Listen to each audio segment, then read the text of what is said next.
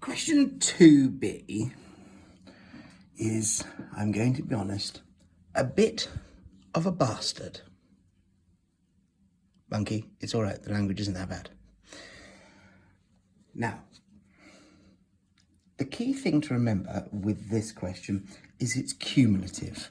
It's a 4 marker, but you've got to get the steps in order to get the mark. And it's a bit of a pain in the backside, because what it asks you is to do the following. It asks you, for the first part, a detail you'd follow up.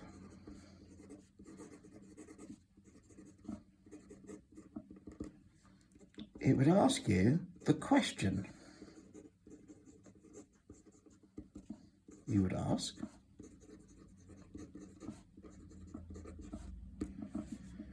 It then asks you to go for a place that you would find the information.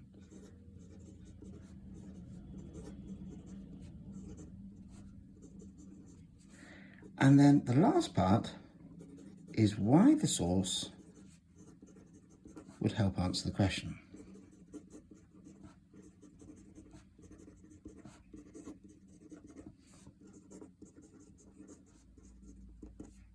Now, this is supposedly how historians go and conduct inquiries. It's not wrong that generally, as a historian, you come across something that you find is interesting and provokes your curiosity, and then it gets you thinking about questions that you would ask, and then you have to think about, well, where would you go and look to answer these, the questions that you've asked. However, in this instance, it's a very simplified approach, and it's one that actually is quite difficult to do well because you're constricted. Now, the T reveal there, you're constricted because of the topic that they're asking you to look at.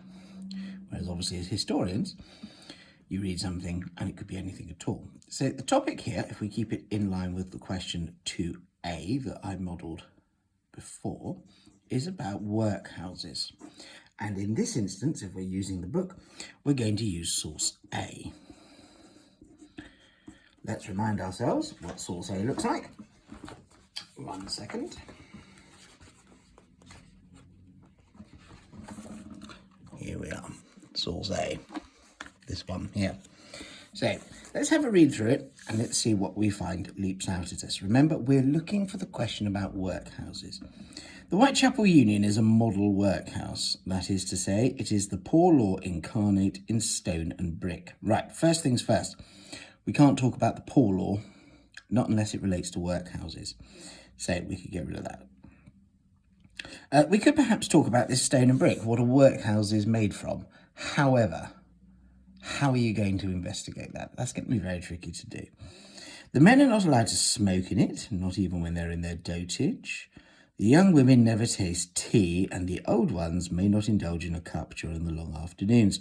Only at 6:30 morning and night, when they receive a small hunch of bread with butter scraped over the surface and a mug of that beverage which is so dear to their hearts as well as their stomachs. Now, personally, given my love for the old cup of brown joy, we might be wanting to go and investigate tea. However, again, what sort of question can we ask? What sort of tea did they have? Well, how are we going to find that out? We can't. The key one that leaps to mind here is the fact that we've got a variety of ages. Look what we've got here. We've got men, old, young women, old women. It goes on. The young people never go out, never see a visitor, and the old ones only get 1 holiday in a month. A little gruel morning and night, meat twice a week, and that's the food of the grown-up people, seasoned with hard work and prison discipline. I think the key one that's going to leap out at us here is the question of ages. So let's start then with the detail that we would follow up. Now, this detail, it must be a quote. Because if it's not a quote, it's not a detail from the source. So, let's go back. Let's have a look for this quote then. So, the men are not allowed to smoke in it, even when they're in dotage. The young women never taste tea. The old ones may not indulge in a cup. So, let's take this sentence here. The young women never taste tea. The old ones may not indulge in a cup. We don't need the long afternoons bit. We're not going to fuss about that one. So we're going to copy that quote because a quote must be accurate. So we are going to put 3 dots at the beginning because it isn't the start of the sentence. That's an ellipsis. The young women never taste tea. Imagine a world where you never taste tea. Wouldn't that be terrible? I wouldn't survive, not for a second. And the old ones may not indulge in a cup.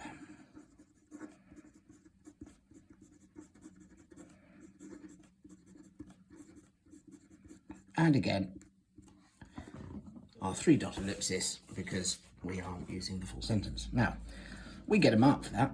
That's 1 mark. Now, the question we're going to ask. We're going to ask, what are the age ranges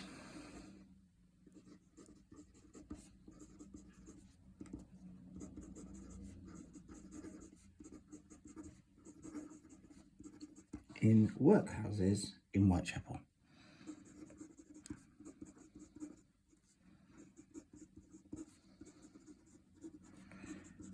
Now, there's a key thing here. It's a question. It's got to have a question mark. There have been years where not having a question mark has led to people not being given the mark. It also, of course, depends on whether you've got a very nice examiner or someone who's a bit more mean like me. Cover the brown stuff. Who is going to penalise you? Remember, it's a question, so it must have a question mark. That will tell us something about workhouses. Now, this is where it gets tricky. Source we'd use. You can't say Google, because Google isn't a source. Google is effectively an online library of information. Say, Google's out. Don't, for the love of sweet chocolate biscuits, say source A, because source A isn't going to help us answer it. We could say something like diaries, except, of course, most of these people are critically poor to the point that they are not going to necessarily have had an education, and they're certainly not going to be able to afford pens and papers and books and write diaries. That's not going to happen. So we have to think, well, where would you might possibly get records of ages? Workhouses kept registers like schools, so we could have a look at workhouse registers.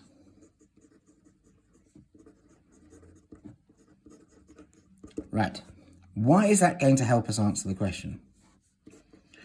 Well, a register of workhouse inhabitants, inmates, habitants. Had to think there for a second. Not enough tea yet this morning. Will record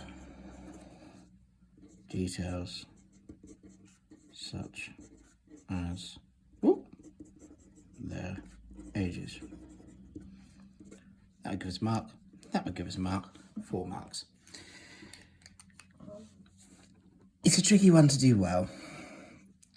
First 2 parts you can probably quite easily wing, provided, of course, that the detail and the question you're following up relates to the question that they've asked you.